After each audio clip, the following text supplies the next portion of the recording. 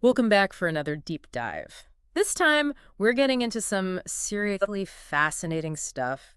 Um, Cultural detective work, basically. Ooh, I like that. Yeah, you sent over some excerpts on ethnography, and Hmm. I'm guessing you're ready to, like, really get a grip on this whole qualitative research method. Absolutely. We're talking about understanding those unspoken cultural rules. Those beliefs that are so ingrained, folks don't even realize they're there.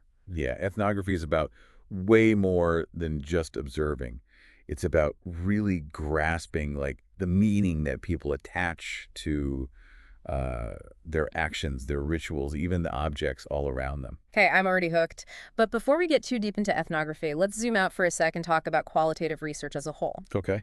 The source material defines it as a way to fill in those knowledge gaps, to answer the questions that just numbers alone can't really address. It's like the difference between knowing what people do and actually understanding why they do it. Right. Qualitative research helps us get those, nuances of human experience, those things that you can't just put into a chart or graph, really. Okay, yeah, I'm seeing the value here for sure. And the source also mentioned a whole bunch of different types of qualitative research, case studies, ethnography, historical methods, grounded theory, and phenomenology. Well, and speaking of ethnography, that's what we're focusing on today, a deep dive within a deep dive. I knew you were itching to get to this one. So before we get lost in the weeds, can you give us that quick Ethnography 101? Of course. So the word itself, ethnography, it comes from ethnos, meaning people, Yeah. and calligraphy, meaning writing. Okay.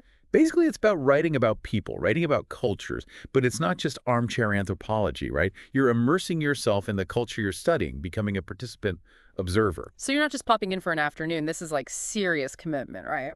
Definitely. Long-term engagement, building trust, so you can move past those surface observations and really understand the beliefs that shape people's worldviews. Hmm. We call it the chaining process. You start with a few participants, and they lead you to others, and it creates this web of connections within the community.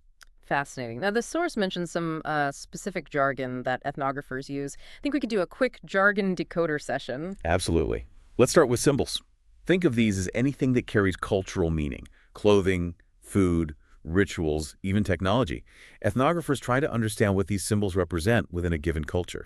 So, like how in some cultures eye contact is a sign of respect, but in others it can be considered rude. Exactly.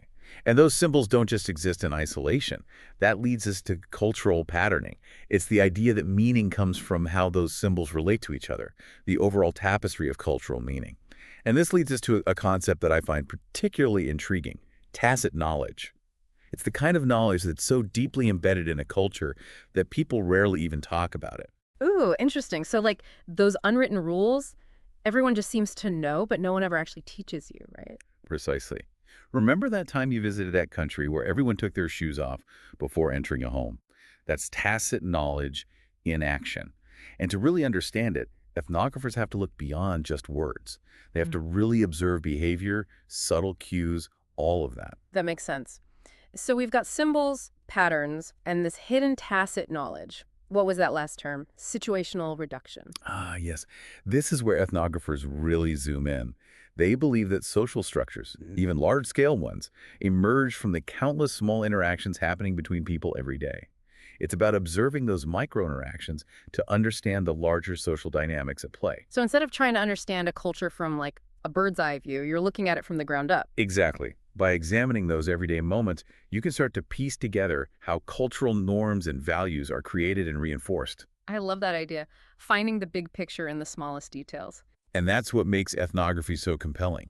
It's about understanding the stories behind the stories, the hidden meanings behind the things we often just take for granted. This is already so insightful, and we've only just scratched the surface. Now I'm even more curious about how all this translates into actually doing ethnographic research. Well, you're in luck because that's exactly what we'll be diving into next. Perfect. I can't wait. Stay tuned. We'll be right back to explore the nitty-gritty of ethnographic research. Okay, so we've talked about immersing yourself in the culture, building relationships, and gathering all that data.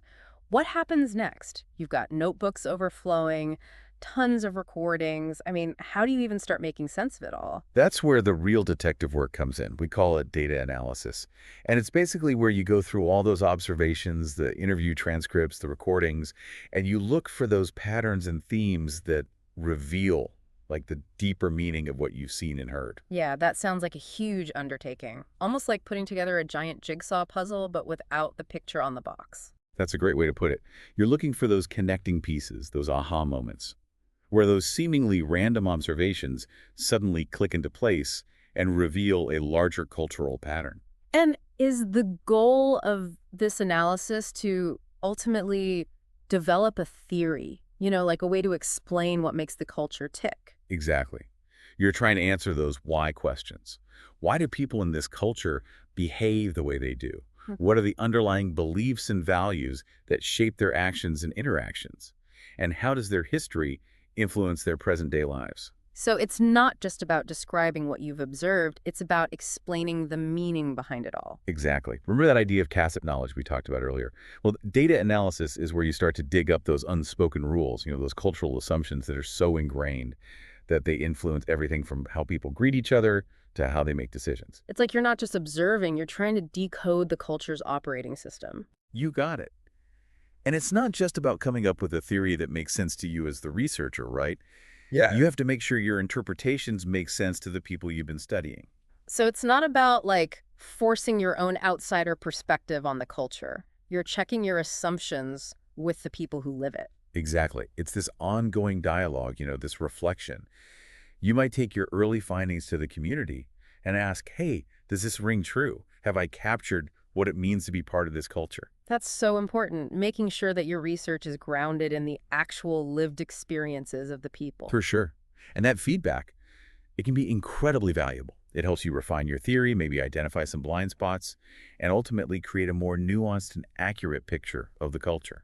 This whole process is way more collaborative than I thought it would be. It's not just the researcher as this all-knowing expert. It's a real exchange of knowledge. Yeah, I'm glad you're picking up on that. Ethnography at its best is about building bridges of understanding, not just conducting these detached observations. I'm really starting to see the power of this approach. It's not just about data, it's about connecting with people on a human level and learning from their experiences. And that's what makes it so rewarding, for both the researcher and the community being studied. It's a way to share stories, challenge assumptions, and hopefully even create a more empathetic world.